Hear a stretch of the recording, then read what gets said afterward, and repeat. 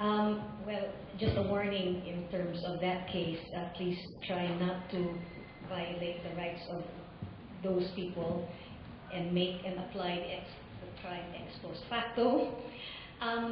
We at the CHR understand the very difficult and delicate balance between fighting and preventing crime, but also protecting, respecting, and promoting human rights.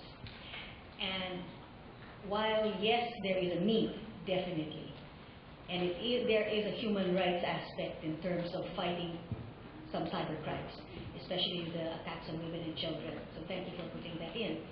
But we really need to highlight that the Philippines has obligations in our Constitution and in international law, in treaties.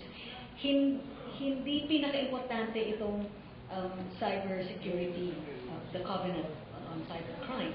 The Philippines has, since the time after the People Power Revolution, been a state party to international human rights treaties that protect fundamental freedoms like freedom of expression and the right to be safe in our personal correspondence and other effects. So there's that balance. We know that there are already court cases, complaints about especially the libel provision, but I'd just like to warn and highlight, if we can work on that in the IRR, please let's do that. It would have been so much better if this was discussed very thoroughly in the making of the law, because alam niyo naman, dagdag yan sa trabaho namin, with our budget getting cut every year for the past 3 years. This is just one more area where we will probably be getting complaints.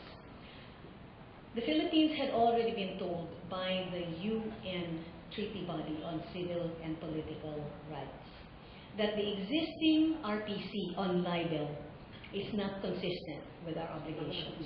It says imprisoning people for libel and defamation is never appropriate. So the fact that we even included it in a new law, the fact that we increased, is not a step forward, especially because we have the obligation to create and maintain a legal framework, a legal environment where our rights can be fully enjoyed and even to promote. So we're hoping for some improvements in this.